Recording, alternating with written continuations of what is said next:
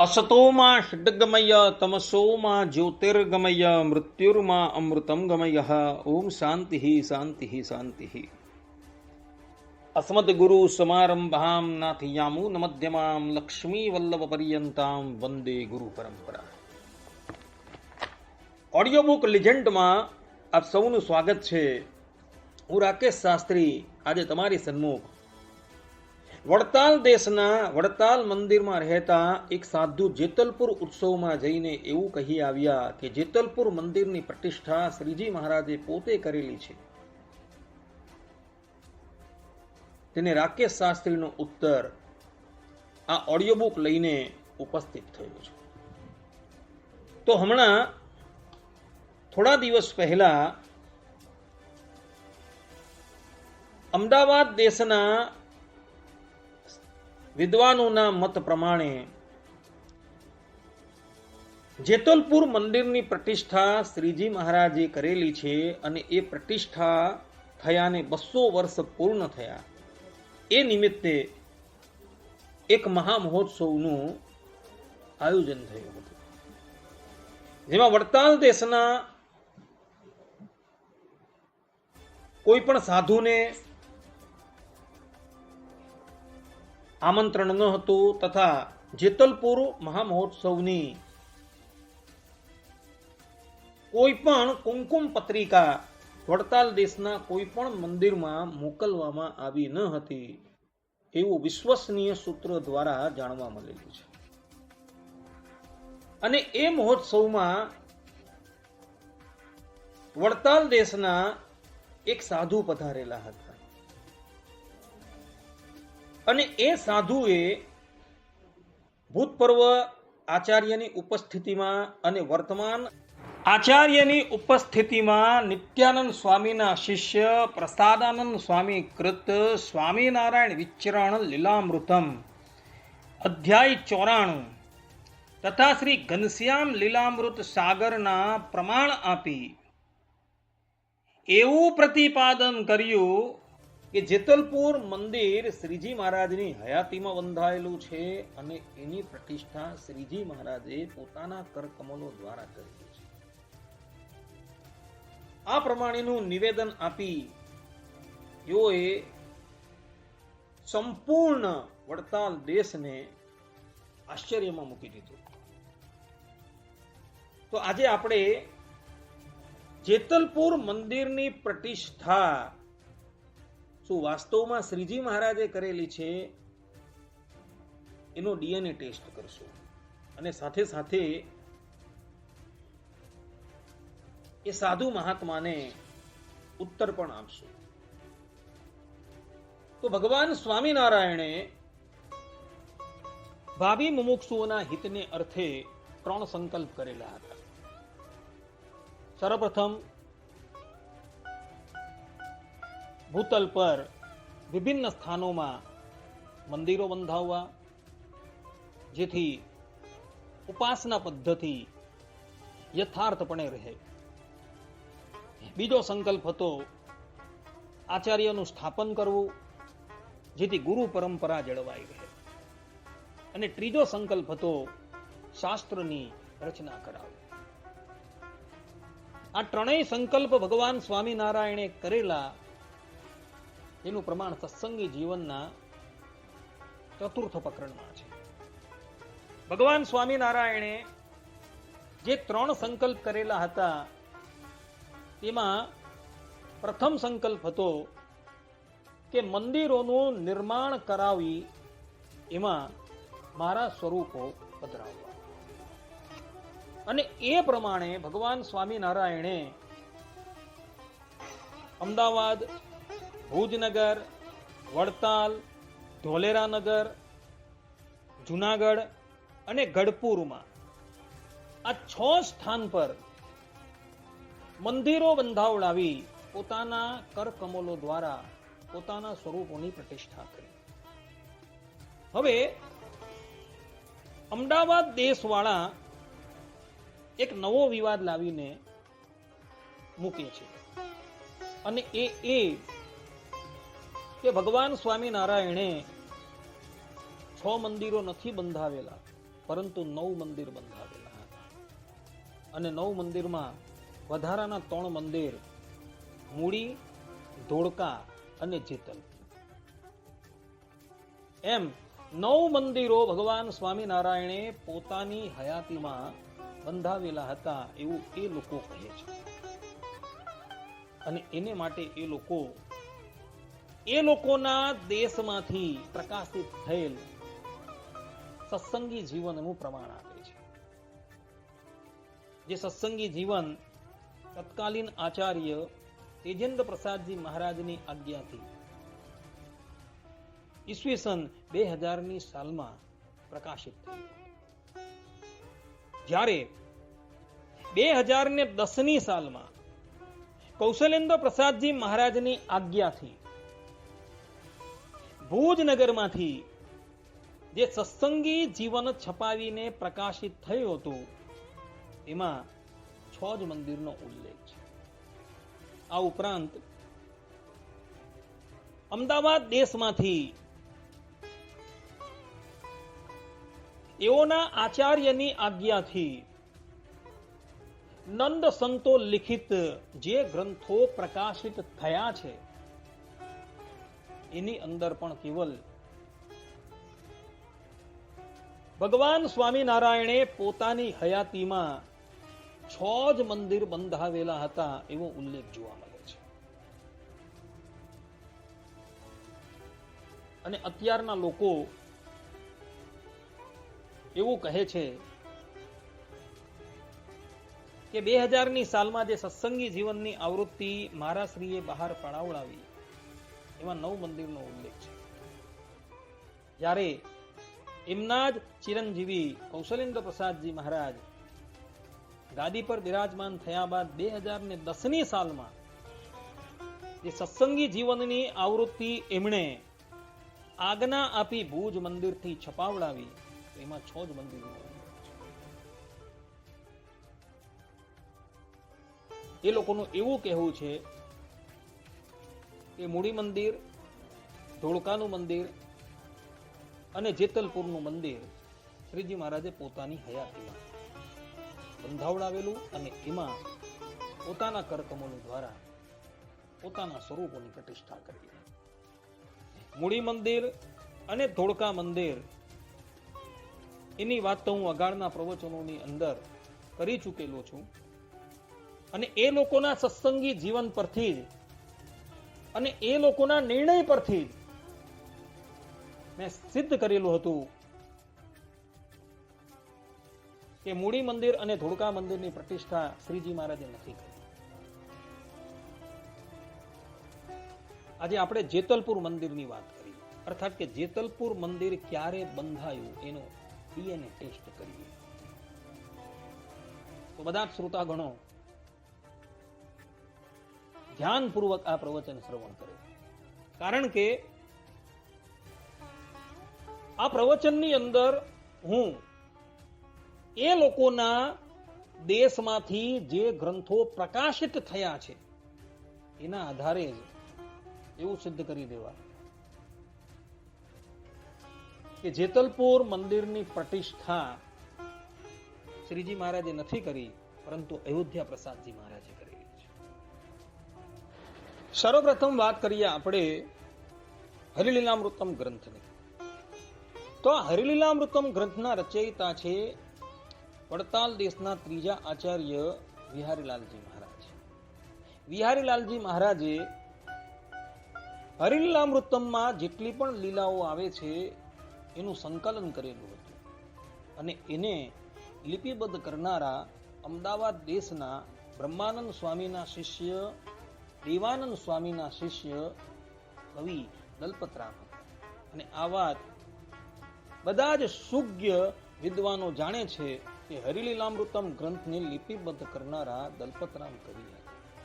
તો એ દલપતરામ કવિ હરિલીલામૃતમ 10મા કળશના 16મા વિશ્રામની 35 અને 36મી ચોપાઈની અંદર લખે છે કે 93ની સાલે જેતલપુરમાં અતિ આનંદ લાવીને ઉરમાં સ્થાપ્યા કૃષ્ણ રેવતી બળદેવ અયોધ્યા પ્રસાદી સ્વયમેવ હરિ કૃષ્ણની મૂર્તિ તે પાસ પધરાવી ધરીને ઉલ્લાસ. અહીં કવિરાજ દલપતરામ પોતે લખી રહ્યા છે કે વિક્રમ સંવત 1892 સાલમાં અયોધ્યા પ્રસાદજી મહારાજે જેતલપુરમાં મધ્ય ખંડમાં રેવતી બળદેવની સાથે હરિકૃષ્ણ મહારાજની પ્રતિષ્ઠા કરી. હવે આ દલપતરામ કવિ તો અમદાવાદ દેશના હતા અને એઓએ આ વાત લખેલી છે અને એના પરથી એ વાત સિદ્ધ થાય છે કે જેતલપુર મંદિરની પ્રતિષ્ઠા ભગવાન સ્વામિનારાયણ સ્વધામ પધાર્યા ત્યારબાદ થઈ છે. ભક્ત ચિંતામણીની વાત કરીએ તો ભક્ત ચિંતામણીનું સૌથી પહેલું પ્રકાશન કચ્છ ભુજ થકી થયું હતું. કચ્છ ભુજના સદગુરુ શ્રી વલ્લભદાસજીએ અમદાવાદ ગાદીના આચાર્ય દેવેન્દ્ર પ્રસાદજી મહારાજની આજ્ઞાથી શાસ્ત્રી હરિજીવનદાસજીની સહાયથી નિર્ણય સાગર પ્રેસમાં વિક્રમ સંવત 1880 એટલે ઈસવીસન 1924માં સૌ પ્રથમ વખત ભક્ત ચિંતામણી છપાવીને પ્રકાશિત કરી હતી અને એના પર તત્કાલીન આચાર્ય દેવેન્દ્ર પ્રસાદજી મહારાજની મોહર છાપ છે. અને એ ભક્ત ચિંતામણીમાં કેવલ 6 જ મંદિરનો ઉલ્લેખ છે અને અધ્યાપી એ ભક્ત ચિંતામણી વારંવાર અમદાવાદ દેશમાંથી પ્રકાશિત થઈ છે અને એના પર આચાર્ય મહારાજની મોહર છાપ પણ જોવા મળે છે અને એમાં કેવલ 6 જ મંદિરનો ઉલ્લેખ છે પરંતુ 9 મંદિરનો ઉલ્લેખ. વિક્રમ સંવત 1987 એટલે ઈસવીસન 1930માં વડતાલ દેશના આચાર્ય શ્રી પ્રતિપ્રસાદજી મહારાજની આજ્ઞાથી સુરત મંદિરના મહંત સદગુરુ શ્રી ભક્તિ પ્રિયદાસજીએ વિદ્વદ વર્ય શાસ્ત્રી હરિજીવનદાસજીની પાસે સત્સંગી જીવનનું ગુજરાતી અનુવાદ કરાવી નિર્ણય સાગર પ્રેસમાં થી આ સત્સંગી જીવન છપાવીને પ્રકાશિત કરાવ્યું અને આખા સત્સંગી જીવનનું અનુવાદ કરી વ્યવસ્થિત રીતે વડતાલ દેશના આચાર્યની મોહર છાપ સાથે એ સુરત મંદિરથી પ્રકાશિત થયું અને એની અંદર કેવલ 6 જ મંદિરનો ઉલ્લેખ છે અને ત્યારબાદ આ સત્સંગી જીવન કેટલીય વખત પ્રકાશિત થઈ ચૂકેલું છે અને એ સત્સંગી જીવન પ્રકાશિત થયા બાદ 71 વર્ષ રહીને ઈસવીસન 2001ની સાલમાં તત્કાલીન આચાર્ય તેજેન્દ્ર પ્રસાદજી મહારાજની આજ્ઞાથી ડોક્ટર ઉમેશભાઈ આ યાજ્ઞિક નામના કોઈ ભગવત ભક્તએ સત્સંગી જીવનનું અનુવાદ કરી એને અમદાવાદ મંદિર થકી પ્રકાશિત કરેલું હતું અને એના પર તેજેન્દ્ર પ્રસાદજી મહારાજની મોહર છાપ છે.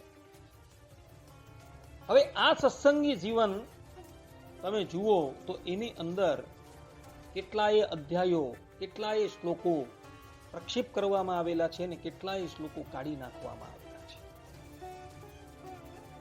હવે આ સત્સંગી જીવનની અંદર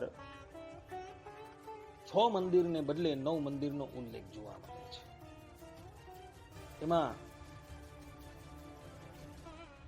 મૂળી મંદિર, ધોળકા મંદિર અને જેતલપુર મંદિરની પ્રતિષ્ઠા શ્રીજી મહારાજે પોતાના વરદ હસ્તે કરેલી એવું લખાયેલું જોવા મળે છે. પરંતુ વડતાલ દેશથી જે સત્સંગી જીવન પ્રકાશિત થયું છે તે અને અમદાવાદ મંદિર થકી હમણાં જે સત્સંગી જીવન પ્રકાશિત થયું છે તે બંને અમે મેળવી જોયું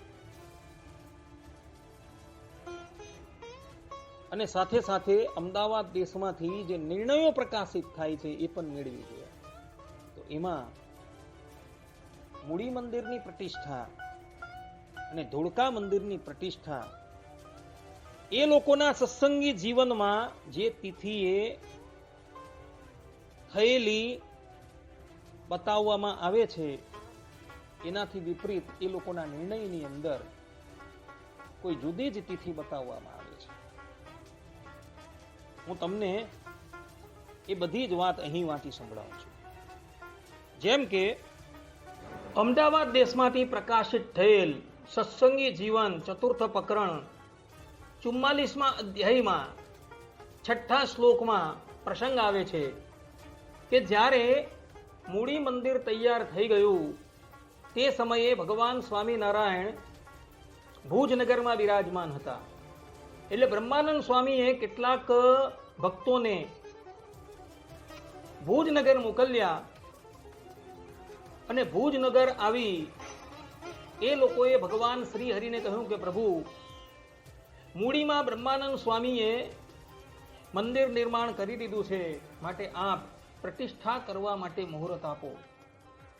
આ પ્રમાણે જ્યારે પેલા દૂતોએ કહ્યું ત્યારે ભગવાન શ્રી હરિ પોતાની સમીપમાં બેઠેલા મયરામ ભટ્ટને કહે છે કે ભટ્ટજી, આ પ્રતિષ્ઠા અંગે મુહૂર્ત કાઢી આપો. તે સમયે મયારામ ભટ્ટ પંચાંગ જોઈને મુહૂર્ત કાઢે છે અને ત્યાં કહે છે કે મુહૂર્તામ ચિંતિતમ સર્વમ સિદ્ધાત્યના અચિરેણ હિ વૈશાખ શુક્લ દ્વાદશ્યામ મુહૂર્તોસ્તિ શુભ પ્રભો. અર્થાત કે મયારામ વિપ્ર પંચાંગ કાઢી તેમાં જોઈ સર્વ પ્રકારના ઈચ્છિતની સત્વરે સિદ્ધિ કરનારું ઉત્તમ મુહૂર્ત વિચારીને બોલ્યા કે હે પ્રભુ, વૈશાખ સુદ 12નું શુભ મુહૂર્ત આવે છે, તો એ દિવસે આપ મૂડીની અંદર પ્રતિષ્ઠા કરો. આ પ્રમાણે જ્યારે મયારામ ભટ્ટે મુહૂર્ત કાઢી આપ્યું ત્યારે ભગવાન શ્રી હરિ એ મુહૂર્ત નક્કી કરે છે અને દૂતોને વિદાય કરે છે. અને પછી આ સત્સંગી જીવનના ચતુર્થ પ્રકરણના 44મા અધ્યાયના 13મા શ્લોકની અંદર લખાયું છે કે ભગવાન શ્રી હરિ વૈશાખ સુધી અષ્ટમીના રોજ પ્રભાતમાં સર્વ નરનારી ભક્તજનોથી વિટાયા થકા ભુજનગરથી મૂડીપુર જવા માટે નીકળ્યા. એટલે ભગવાન શ્રી હરિ વૈશાખ સુદ અષ્ટમીના દિવસે ભુજનગરથી મૂડી જવા માટે રવાના થયા છે, એવું એ લોકોના સત્સંગી જીવનના ચતુર્થ પ્રકરણના 44મા અધ્યાયના 13મા શ્લોકની અંદર લખેલું છે. અને પછી ભગવાન સ્વામિનારાયણ મૂડી પધાર્યા અને મૂડી પધારી વૈશાખ સુદ 12ના દિવસે એવો એ સંગવ કાળમાં મૂર્તિ પ્રતિષ્ઠા કરી એનું વર્ણન કરતા આજ સત્સંગી જીવનના ચતુર્થ પ્રકરણના 44મા અધ્યાયના 36 થી લઈને 42મા શ્લોકમાં કહેલું છે કે વૈદિકા બ્રાહ્મણાસ્તેથ ગણેશાર્ચન પૂર્વકમ વિધિ દેવ પ્રતિષ્ઠાયા તમ યથા વિદ્ય કારયન સચાપી મુખ્ય કલ્પેન વિધિતમ ધર્મનંદન અંગ પ્રધાન દેવાનામ પ્રીતયે વિદધેખિલમ મધ્ય મંદિર મધ્યેષુ કૃષ્ણમ વામેશ્વરાધિકામ દક્ષિણે હરિકૃષ્ણાખ્યમ સ્વં ચા સ્થાપયદીશ્વરઃ તદ્દામે મંદિરે ચાસો રણછોડ ત્રિવિક્રમો અસ્થાપયત દક્ષિણે તો ધર્મે ભક્તિમ તતઃ પ્રભુ વાદ્યાનામ નિરદસ્તત્ર બ્રહ્મઘોષૈઃ સમમ મહાન ઉદ્ગત કુકુભઃ સર્વાં વ્યાનશેચાંબરમ નૃપ પ્રાણ પ્રતિષ્ઠાં કૃત્વાથ પૂજયામાસ સતઃ પ્રભુ મૂર્તિર વૈદિક મંત્રૈશ્ચ તંત્ર મંત્રૈશ્ચ સાદરમ નવીનાનર્ઘ્ય વસનૈર હેમરત્ન વિભૂષણૈઃ ચકાર શોભમાનાનામ તાસામ નીરા જનમ તતઃ. અર્થાત કે ધર્મનંદન શ્રી હરિ પણ અંગ પ્રધાન ભૂત દેવોની પ્રીતિ માટે સમગ્ર વિધિ મુખ્ય વિધિથી જ કરતા હતા. સર્વેશ્વર શ્રી હરિ મંદિરના મધ્ય ભાગમાં શ્રી કૃષ્ણની સ્થાપના તથા શ્રી કૃષ્ણના ડાબા પડખે રાધિકાજીની સ્થાપના કરતા હતા અને જમણી બાજુ હરિકૃષ્ણ નામની પોતાની પ્રતિમાની સ્થાપના કરતા હતા.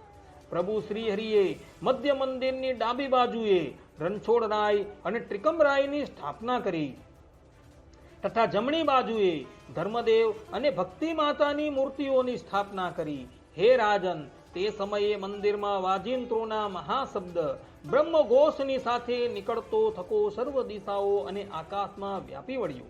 ત્યાર પછી શ્રીહરિ મહાપ્રભુએ પ્રાણ પ્રતિષ્ઠા કરી તે મૂર્તિઓનું વૈદિક મંત્રો અને પંચરાત્રોક્ત મંત્રો વડે આદરપૂર્વક પૂજન કર્યું. નવીન અમૂલ્ય વસ્ત્રો, સુવર્ણમય રત્નજડિત અલંકારો વડે પૂજન કર્યું. પછી સુશોભિત એવી તે મૂર્તિઓની આરતી ઉતારી. હવે અહીં જુઓ, એ લોકો શું કહે છે કે મૂળી મંદિરની પ્રતિષ્ઠા વૈશાખ સુદ 12ના દિવસે થઈ છે.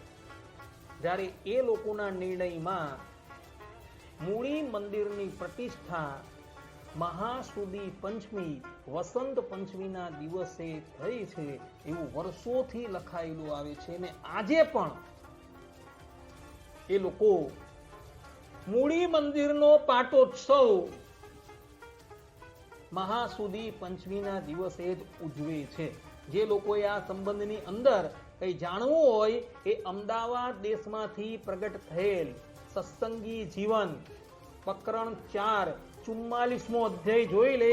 આ વાત અહીં લખેલી છે અને ત્યાં લખેલું છે કે વૈશાખ સુદ 12ના દિવસે ભગવાન સ્વામિનારાયણે મૂળી મંદિરની પ્રતિષ્ઠા કરેલી છે. આઈ વિલ રિપીટ, વૈશાખ સુદ 12ના દિવસે મૂળી મંદિરની પ્રતિષ્ઠા કરેલી છે. એટલે જુઓ કેટલું વિપરીતપણું આવે છે. એ લોકો પાટોત્સવ ઉજવે છે મહાસુદી પંચમીના દિવસે અને અહીં એ લોકોના સત્સંગી જીવનની અંદર તો વૈશાખ સુધી 12ના દિવસે મૂળી મંદિરની પ્રતિષ્ઠા થઈ એવું કહેવામાં આવે છે. એટલે 6 મંદિરના 9 મંદિર કરવા માટે ગયા અને પ્રક્ષિપ્ત શ્લોકો પ્રક્ષિપ્ત અધ્યાયો ઉમેર્યા, પરંતુ એ ગડબડ કરવાની અંદર પણ એ લોકોએ ભૂલ કરી દીધી.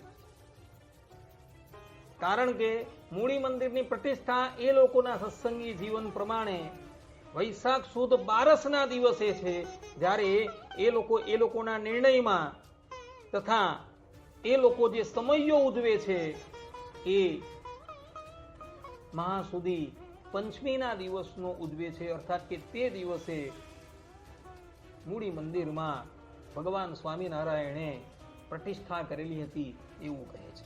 આ પ્રમાણે અહીં આ વાત સ્પષ્ટ થઈ ગઈ કે આ લોકોએ ગડબડ ગોટાળો કરવામાં કાંઈ પણ બાકી રાખેલું નથી. હવે આપણે ધોળકા મંદિરની વાત કરીએ તો ધોળકા મંદિરની અંદર પણ એ લોકોને દૈવએ ભૂલાવી દીધું છે. ત્યાં પણ એ લોકોએ જે પ્રમાણે ગડબડ ગોટાળો કરેલો છે એ સ્પષ્ટ રૂપે પકડાઈ જાય છે. કારણ કે એ લોકોના સત્સંગી જીવનમાં ધોળકા મંદિરની પ્રતિષ્ઠા જે તિથિએ બતાવેલી છે એનાથી ભિન્ન જ એ લોકોના નિર્ણયમાં એ તિથિ જોવા મળે છે અને એ લોકો પાટોત્સવ પણ એ જ તિથિએ કરે છે. જુઓ તમે, અમદાવાદ દેશમાંથી બહાર પડેલા સત્સંગી જીવન ચતુર્થ પ્રકરણ 47મા અધ્યાયમાં ભગવાન સ્વામિનારાયણે 1881ના કારતક સુધી દ્વાદશીના દિવસે વડતાલમાં લક્ષ્મીનારાયણ દેવ આદિક દેવોની પ્રતિષ્ઠા કરી. પછી એ જ દિવસે ધવલપુર એટલે ધોળકામાંથી રેવાશંકર નામમાં બ્રાહ્મણ ભક્ત વડતાલ આવ્યા અને ભગવાન સ્વામિનારાયણને નમસ્કાર કરી પ્રાર્થના કરતા બોલ્યા કે હે ભગવાન, તમારી આજ્ઞાથી અમારા નગરમાં એટલે કે ધવલનગરમાં મંદિર તૈયાર થઈ ગયું છે. તેથી ધવલપુર પધારી કૃષ્ણ પ્રતિષ્ઠા કરવા આપ યોગ્ય છો. હે પ્રભુ, ધવલપુર વાસી જ્યોતિષી પંડિતોને પૂછીને કારતક વદી 5મનું મુહૂર્ત નક્કી કર્યું છે. આથી આપ અમારું આ અભિવાંછિત સફળ કરો. આ પ્રમાણે સાંભળી ભક્ત વત્સલ શ્રી હરિ મહાપ્રભુ રેવા શંકરભાઈના વાક્યને સન્માનતા થતા તમે કહો છો તે હું ધોળકા આવી પ્રતિષ્ઠા કરીશ. આમ કહી પ્રસન્ન મનવાળા થઈ ધવલપુર જવા ઈચ્છા કરી. તે જ દિવસે રથમાં વિરાજમાન થઈ સર્વ સંત હરિભક્તોની સાથે શ્રીહરિ વૃત્તાલયપુરથી રવાના થયા. શ્રીહરિ મહાપ્રભુ માર્ગમાં ભક્તોને પૂજાદી ગ્રહણ કરી સંતોષ પમાડતા થકા કાર્તક વદ ત્રીજના દિવસે ધોળકા પહોંચી રેવા શંકરભાઈ વિપ્રને ત્યાં પોતાનો ઉતારો કરતા હતા. પછી ધોળકાના સર્વ નગરવાસી જનો શ્રીહરિ અને સંતવર્ણી પાર્ષદો વગેરે અનુચરોને સર્વોત્તમ સેવા વડે સાદર સંતોષ પમાડતા હતા. શ્રીહરિ મહાપ્રભુજીએ ધોળકા નગરવાસી ભક્તજનોએ સંપાદન કરેલી મોટી મોટી પૂજા સામગ્રીઓ વડે રાધિકાપતિ શ્રી કૃષ્ણની યથાવિધિ પ્રતિષ્ઠા કરી.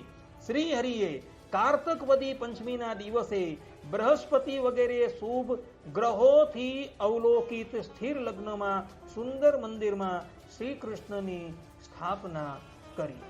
આ પ્રમાણે અહીં પંચમ્યામ સ્થિર લગ્ને સો શુભ ગ્રહ નિરીક્ષિતે મંદિરે શોભને તત્ર કૃષ્ણમ સ્થાપયત સ્વયં. આ પ્રમાણે અહીં સ્પષ્ટ રૂપે લખેલું છે કે ભગવાન સ્વામિનારાયણે કાર્તકવદી પંચમીના દિવસે ધોળકામાં બનેલા મંદિરમાં રાધા કૃષ્ણ આદિ દેવોની પ્રતિષ્ઠા કરી. જ્યારે એ લોકોના અહીંથી જે નિર્ણય પ્રગટ થાય છે એ નિર્ણયની અંદર તો કંઈક જુદી જ વાત લખેલી છે. જુઓ, અમદાવાદ દેશમાંથી જે નિર્ણયની ચોપડી બહાર પડે છે તેની અંદર વૈશાખ વદ પાંચમના દિવસે ધોળકા શ્રી મોરલી મનોહર દેવનો પાટોત્સવ આ પ્રમાણે લખેલું છે. ને આજે પણ મોરલી મનોહર દેવનો પાટોત્સવ વૈશાખ વદ પાંચમના દિવસે જ ઉજવાય છે. એટલે એ લોકોના સત્સંગી જીવનની અંદર જે આ વાત લખેલી છે એ એના નિર્ણયની સાથે મેળ ખાતી નથી. અમદાવાદ દેશના મહાન સદગુરુ બ્રહ્માનંદ સ્વામીના શિષ્ય દેવાનંદ સ્વામીના શિષ્ય કવિ દલપતરામજીએ હરિલીલામૃત ગ્રંથને પદ્યબદ્ધ કરેલું છે. અને એ હરિલીલામૃતમના 10મા કળશના 15મા વિશ્રામની 5 થી 10મી ચોપાઈમાં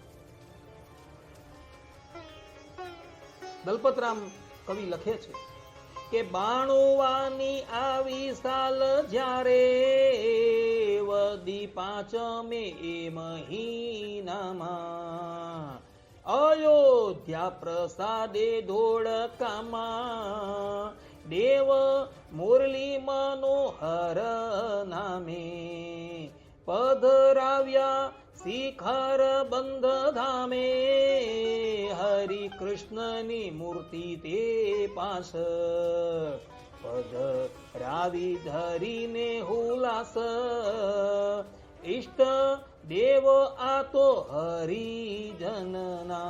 આ પ્રમાણે અહીં દલપતરામ કવિ પોતે લખી રહ્યા છે કે વૈશાખ વદ પાંચમના દિવસે વિક્રમ સંવત 1892ના વૈશાખ વદ પાંચમના દિવસે અયોધ્યા પ્રસાદજી મહારાજે ધોળકામાં મોરલી મનોહર દેવ અને હરિકૃષ્ણ મહારાજની પ્રતિષ્ઠા કરી. એક સાથે 3 સ્વરૂપની પ્રતિષ્ઠા કરી છે. જ્યારે એ લોકોના આ પ્રક્ષિપ્ત સત્સંગી જીવનમાં ચતુર્થ પ્રકરણના 47મા અધ્યાયની અંદર એવું લખેલું છે કે ભગવાન શ્રી હરિએ કેવલ રાધા કૃષ્ણ દેવની જ પ્રતિષ્ઠા કરેલી છે. બોલો, હવે સત્સંગી જીવનની અંદર કંઈક જુદું છે અને એ લોકોના જ દેશના કવિ દલપતરામ હરિલીલામૃતમમાં કંઈક જુદી વાત લખે છે. અને સાથે સાથે એ લોકોના નિર્ણયની અંદર પણ જુઓ તો નિર્ણયની અંદર પણ વૈશાખ સુદ પાંચમ જ બતાવેલું છે. અને આના પરથી એ વાત સિદ્ધ થાય છે કે આ સત્સંગી જીવનમાં ઘણા પ્રક્ષેપ અધ્યાય અને ઘણા પ્રક્ષેપ શ્લોકો ઉમેરાયા છે. હવે આ સત્સંગી જીવનની અંદર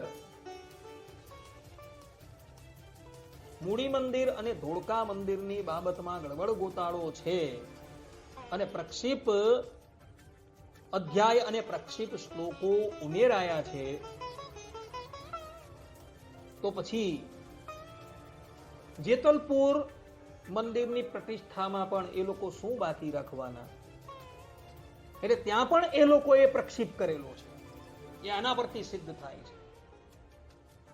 કારણ એટલું જ છે કે મૂડી મંદિર અને ધોળકા મંદિરની પ્રતિષ્ઠા જે તિથિએ થયેલી છે એ તિથિએ એ લોકોના અહીં પાટોત્સવ ઉજવવામાં આવતો નથી, તથા એ લોકોની નિર્ણયની ટિપ્પણીમાં પણ જે સમયે પ્રતિષ્ઠા થયેલી છે, જે તિથિએ પ્રતિષ્ઠા થયેલી છે, તેને બદલે ભિન્ન તિથિ જોવા મળે છે.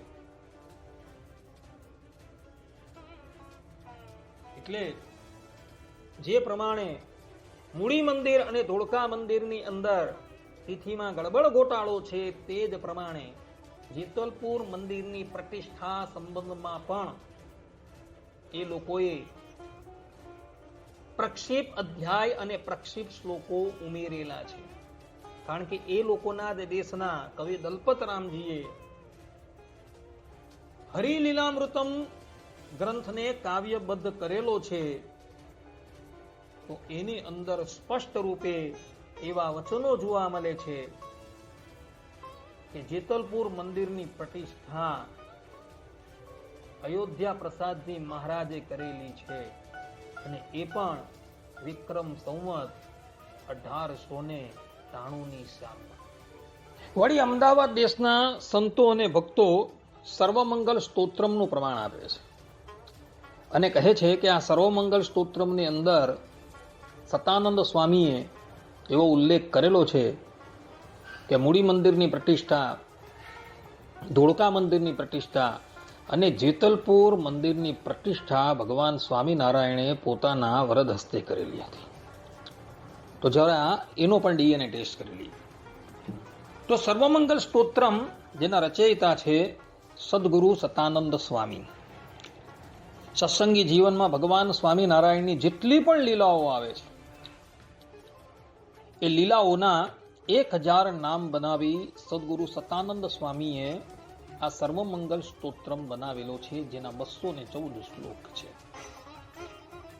અને આ સર્વમંગલ સ્તોત્ર પર આચાર્ય શ્રેષ્ઠ રઘુવીરજી મહારાજે ટીકા ભાષ્યની રચના કરેલી છે.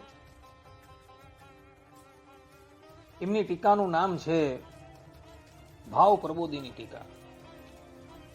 સંપૂર્ણ ટીકા સંસ્કૃતની અંદર છે, પરંતુ વડતાલ દેશના મહાન પંડિત અને મારા દાદા ગુરુ હરજીવનદાસ શાસ્ત્રીજીએ શિક્ષાપત્રી પંચરત્ન નામનો એક ગુટકો બનાવેલો છે, અર્થાત કે ગ્રંથ તૈયાર કરેલો છે, અને એની અંદર એઓએ આ સર્વમંગલ સ્તોત્રમની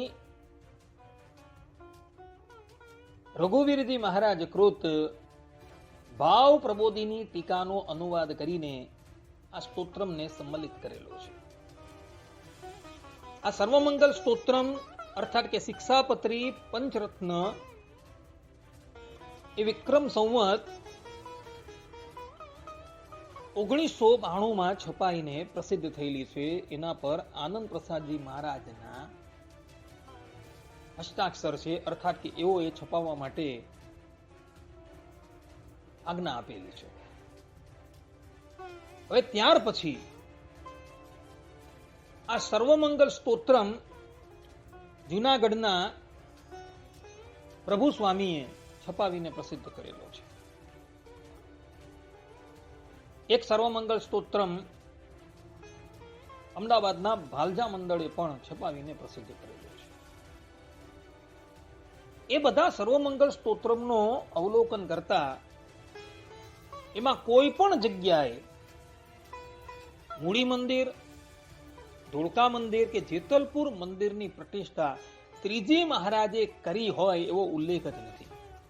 હમણાં એટલે કે વિક્રમ સંવત 2069ની સાલમાં ચૈત્ર સુદ નવમીના દિવસે અમદાવાદ દેશના આચાર્ય કૌશલેન્દ્ર પ્રસાદજી મહારાજની આજ્ઞાથી અમદાવાદના મહંત શાસ્ત્રી સ્વામી હરિકૃષ્ણદાસજીએ શિક્ષાપત્રી પંચરત્ન છપાવીને પ્રસિદ્ધ કરી છે. હરજીવનદાસ શાસ્ત્રીએ જે શિક્ષાપત્રી પંચરત્ન છપાવીને પ્રસિદ્ધ કરી એનું બેઠું અનુકરણ છે. અને એમાં એવો એ સર્વમંગલ સ્તોત્રમને પણ સંમલિત કરેલો છે, પરંતુ એની અંદર 5 નામ બદલી નાખેલા છે. પહેલું નામ દર્શનીય ઉર્ધ્વ તિલકાય નમઃ, જે 71મું નામ છે એ જોવા નથી મળતું. બીજું પુરાણ શ્રવણાદરાય નમઃ, જે 72મું નામ છે એ જોવા નથી મળતું. ત્રીજું સર્વભાવ વિદે નમઃ, 485મું નામ છે એ જોવા નથી મળતું. ચોથું પરાબકારા સાહસ્ત્ર વિસ્મૃતયે નમઃ, 486મું નામ છે એ જોવા નથી મળતું. અને પાંચમું ઉસીર ચારુ વેદન કરો તમ કૃતાદરાય નમઃ, 676મું નામ છે. આ 5 નામો જે છે એ જોવા નથી મળતા, અને એ 5 નામોના બદલે 5 નવા નામો પ્રક્ષેપ કરીને એમાં ઉમેરેલા જોવા મળે છે. એ 5 નામો આ પ્રમાણે છે. એમાં 792મું નામ મૂલી પુહુ સ્થાપિત શ્રીમદ રાધા કૃષ્ણાય નમઃ, આ એક. બીજું નામ 793 નંબરનું અક્ષર પ્રદાય નમઃ. ત્રીજું નામ 803 નંબરનું નામ ધવલ મુરલી મનોહર સંસ્થાપકાય નમઃ. ચોથું નામ 804 નંબરનું છે અર્થદાય નમઃ. અને પાંચમું નામ 806 નંબરનું છે સંસ્થાપિત જયતલ્પ રેવતી બળદેવાય નમઃ. આ 5 નામો જે છે એ 5 નામો એ લોકોએ પ્રક્ષેપ કરેલા છે. હરજીવનદાસ શાસ્ત્રીએ વિક્રમ સંવત 1992 ની અંદર આ શિક્ષાપત્રી પંચરત્ન પ્રકાશિત કરેલી હતી, જેની અંદર સર્વમંગલ સ્તોત્રમ છે. અને આ લોકોએ હરજીવનદાસ શાસ્ત્રીએ એ છપાવ્યા બાદ 79 વર્ષ પછી આ શિક્ષાપત્રી પંચરત્ન છપાવીને પ્રસિદ્ધ કરી છે. એમાં 5 નામો ન ઉમેર્યા છે. વધારે તો શું કહેવું, અમદાવાદના ભાલજા મંડળે પણ સર્વમંગલ સ્તોત્રમ છપાવીને પ્રસિદ્ધ કરેલો છે. અને આ ભાલજા મંડળ તો અમદાવાદ દેશનો છે. અને એને તમે જોશો ને, એની અંદર હરજીવનદાસ શાસ્ત્રીએ જે સર્વમંગલ સ્તોત્રમ શિક્ષાપત્રી પંચરત્નની અંદર સંમલિત કરેલો છે, એ જ સ્તોત્રમ બેઠો એ લોકોએ છપાવીને પ્રકાશિત કરેલો છે. અને અત્યારે 79 વર્ષ પછી શિક્ષાપત્રી પંચરત્ન અમદાવાદ દેશના આચાર્ય કૌશલેન્દ્ર પ્રસાદજી મહારાજની આજ્ઞાથી અમદાવાદ દેશના મહંતે છપાવીને પ્રસિદ્ધ કરી. તો એમાં 5 નામો કાઢી નાખ્યા છે અને 5 નામો નવા ઉમેરેલા. વધારે તો શું કહેવું, 794 અને 795 જે નામ છે ને, એમાં પણ ઉલટા સુલટી એ લોકોએ કરી નાખેલી છે. હવે બતાવો તમે. અમદાવાદ દેશના સંતો અને હરિભક્તોને હું પૂછું છું કે તમારા લોકોના છપાયેલા સાહિત્યની અંદર આટલો બદલાવ થયો છે. તમે લોકો જે દિવસે ઉત્સવ સમૈયા મનાવો છો, અર્થાત કે જેતલપુર છે, ધોળકા છે, મૂડી છે, એના ઉત્સવ સમૈયા મનાવો છો, અને એમાં પણ મૂડી છે અને ધોળકા છે, એની પ્રતિષ્ઠા જે દિવસે થઈ છે એને તે વિરુદ્ધમાં તમારા નિર્ણયોની અંદર જોવા મળે છે. તથા સમૈયા પણ તમે એ નિર્ણય મુજબ ઉજવો છો. આટલો બધો ભેદ તમારા જ સાહિત્યમાં આવે છે અને તમારી નિર્ણયની ચોપડી સાથે આવે છે. હવે આનો શું ઉત્તર છે તમારી પાસે? આ બાબત મેં કોઈ શાસ્ત્રાર્થ માટે નથી કીધેલી, પરંતુ તમને ધ્યાન દોરું છું કે જુઓ, તમે ગડબડ ગોટાળો કરવા માટે ગયા છતાં પણ પકડાઈ ગયા છો. મારા દાદા ગુરુ હરજીવનદાસ શાસ્ત્રીએ 262 વચનામૃત સંબંધમાં એક મોટો લેખ લખેલો છે, જે વચનામૃત ભૂમિકાની અંદર જોવા મળે છે. એમાં પણ એમણે 262 ના 273 કર્યા. એમાં કઈ કઈ જગ્યાએ તમે ભૂલ કરેલી છે એ બતાવેલું છે. નવા પ્રક્ષેપ નાખવા ગયા છતાં પણ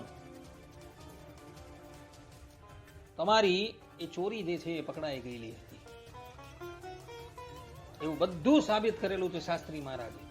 જે લોકોએ જોવું હોય વચનામૃત ભૂમિકા, એમાં વચનામૃતની સંખ્યા 262 એ હેડિંગ સાથે એ લેખ લખાયેલું છે, વાંચી લેજો. માટે ભક્તો, અમદાવાદ દેશમાંથી જે પણ કંઈક આ સાહિત્ય બહાર પડે છે, એ સાહિત્ય જે છે એ પ્રક્ષેપ વાળું બહાર પડે છે. અને આમ છતાં પણ તમારે વધારે જાણવાની જરૂર હોય ને, તો અયોધ્યા પ્રસાદજી મહારાજે સત્સંગી જીવનમ ગ્રંથ પર ટીકા લખેલી છે. એ ટીકા અમદાવાદ દેશના સંતો આચાર્યની પાસે અવશ્ય ઉપસ્થિત હશે. એ ટીકા જોઈ લેજો. એમાં કેટલા મંદિરનો ઉલ્લેખ કરેલો છે. આચાર્ય શ્રેષ્ઠ અયોધ્યા પ્રસાદજી મહારાજે નક્કી 6 જ મંદિરનો ઉલ્લેખ કરેલો હોય, પરંતુ 9 મંદિરનો ઉલ્લેખ ન કરેલો હશે. ટીકા બહુ વિસ્તૃત હશે. અત્યારે એ ટીકા કોઈને અપાતી નથી. અમારી તો ઈચ્છા એવી છે કે ટીકા જો અમને સુપ્રત કરે તો અમે છપાવી દઈએ. એટલે અમદાવાદ દેશના હરિભક્તોને હું વિનંતી કરું છું, એ ટીકા આજે પણ સંગ્રહાલયની અંદર હશે. એ ટીકા તમે જુઓ, તેમાં આચાર્ય શ્રેષ્ઠે કેટલા મંદિરનો ઉલ્લેખ કરેલો છે, અને ટીકા જોઈને તમે નક્કી કરજો સત્ય શું છે. વધારે કહેવાયું હોય તો ક્ષમા કરજો. પરંતુ જ્યારે મૂળભૂત સ્વામિનારાયણ સંપ્રદાયના સિદ્ધાંતોનો લોપ થતો જોવાયો, એટલે મારે આટલું બોલવું પડ્યું. એ સાધુ મહાત્મા એક સારા સાધુ છે. સંપ્રદાયના ગ્રંથોનો પણ ઘણો સારો અભ્યાસ છે, પરંતુ એ મહાત્મા એ વાત ભૂલી ગયા કે વેદાંતમાં અપ્રતિસિદ્ધમ અપરમતમ અનુમતમ ભવતી ન્યાય આવે છે, જેનો અર્થ થાય છે કે પ્રમાણભૂત મૂળ ગ્રંથથી જે વિરુદ્ધ ન હોય તે અનુમત સમજાય. અર્થાત કે પ્રમાણભૂત મૂળ ગ્રંથથી જે વિરુદ્ધ ન હોય એવા ગ્રંથોમાં જે કંઈ લખેલું હોય તે માન્ય કરાય. પરંતુ પ્રમાણભૂત મૂળ ગ્રંથથી બીજા કોઈ ગ્રંથમાં બીજું કંઈ પણ લખેલું હોય તો એ માન્ય ન કહેવાય. એ મહાત્માએ જેતલપુર મંદિરના મહોત્સવમાં શ્રી પ્રસાદાનંદ સ્વામી કૃત સ્વામિનારાયણ વિચરણ લીલામૃત અધ્યાય 94 તથા શ્રી ઘનશ્યામ લીલામૃત સાગરના પ્રમાણ આપી એવું પ્રતિપાદન કર્યું કે જેતલપુર મંદિરની પ્રતિષ્ઠા શ્રીજી મહારાજે પોતાના કરકમલો દ્વારા કરેલી છે, પરંતુ સ્વામિનારાયણ સંપ્રદાયના ભગવાન સ્વામિનારાયણની હયાતીમાં રચાયેલા ગ્રંથો જેવા કે સત્સંગી જીવનમ, ભક્ત ચિંતામણી, હરિદિગ્વિજય, એમાં આ બાબતનો કોઈ ઉલ્લેખ જોવા મળતો જ નથી. અને એમાં પણ એક ગ્રંથ હરિદિગ્વિજય તો આ શ્રી પ્રસાદાનંદ સ્વામીના ગુરુ એવા નિત્યાનંદ સ્વામીએ રચેલો છે. અને એમાં તો જેતલપુર મંદિરની પ્રતિષ્ઠા શ્રીજી મહારાજે કરી એવો કોઈ ઉલ્લેખ જ નથી કરાયો. એટલે સંપ્રદાયના મૂળભૂત ગ્રંથોની સાથે કોઈ પણ ગ્રંથનો વિરોધ આવે તો વિરોધા અધિકરણ ન્યાય પ્રમાણે સર્વપ્રથમ સંપ્રદાયના માન્ય પ્રબંધોનું પ્રમાણ લેવું પડે. અને એમાંથી પણ સત્સંગી જીવનમ ગ્રંથ છે, ભક્ત ચિંતામણી ગ્રંથ છે, આ ઉપરાંત મુક્તાનંદ કાવ્ય, જેના બધા જ ગ્રંથો મુક્તાનંદ સ્વામીએ શ્રીજી મહારાજની હયાતીમાં રચેલા છે. અને એનું પ્રકાશન તો અમદાવાદ દેશ સ્થિત ભુજનગરમાંથી થયું છે. અને એના પર વર્તમાન આચાર્ય તથા ભૂતપૂર્વ આચાર્ય શ્રી દેવેન્દ્ર પ્રસાદજી મહારાજની આજ્ઞાઓ છે. અને એની અંદર તો આ બાબતનો કોઈ ઉલ્લેખ જ જોવા નથી મળતો. એટલે સંપ્રદાયના માન્ય પ્રબંધથી જો કોઈ પણ ગ્રંથની અંદર બીજું કાંઈ પણ લખાયું હોય અને એ માન્ય પ્રબંધથી વિરુદ્ધ હોય તો એ ક્યારેય પણ માન્ય રખાય નહીં. આ જેતલપુર મંદિરની પ્રતિષ્ઠા શ્રીજી મહારાજે પોતાના કરકમલો દ્વારા કરી છે. આ બધી વાત જે છે ને એ છેલ્લા 20-25 વર્ષથી જ થાય છે. પહેલા આ બાબતની કોઈ ચર્ચા પણ થતી ન હતી. હવે આ મહાત્મા જે વડતાલના છે તેઓએ જાહેરની અંદર આ બે ગ્રંથના પ્રમાણો આપી એ વાતનું પ્રતિપાદન કર્યું કે જેતલપુર મંદિરની પ્રતિષ્ઠા શ્રીજી મહારાજે પોતાના કરકમલો દ્વારા કરેલી છે, પરંતુ એણે એ વાત પર ધ્યાન ન આપ્યું કે એ જ અમદાવાદ દેશમાંથી સત્સંગી જીવનમ નામનો પ્રબંધ છપાઈને પ્રસિદ્ધ થયો છે, તથા ભક્ત ચિંતામણી એ પ્રબંધ પણ છપાઈને પ્રસિદ્ધ થયો છે. અને એ છપાવનારા હતા ભુજ મંદિરના સંતો. અને એના પર કૌશલેન્દ્ર પ્રસાદજી મહારાજની આજ્ઞા છે. એમાં આ બાબતનો કોઈ ઉલ્લેખ જ નથી. આ ઉપરાંત પ્રાતસ્મરણીય આચાર્ય શ્રેષ્ઠ અયોધ્યા પ્રસાદજી મહારાજે સત્સંગી જીવનમ પર એક વિસ્તૃત ટીકાની રચના કરેલી છે, જેનું વર્ણન હરિલીલામૃતમના પ્રથમ કળશમાં જોવા મળે છે.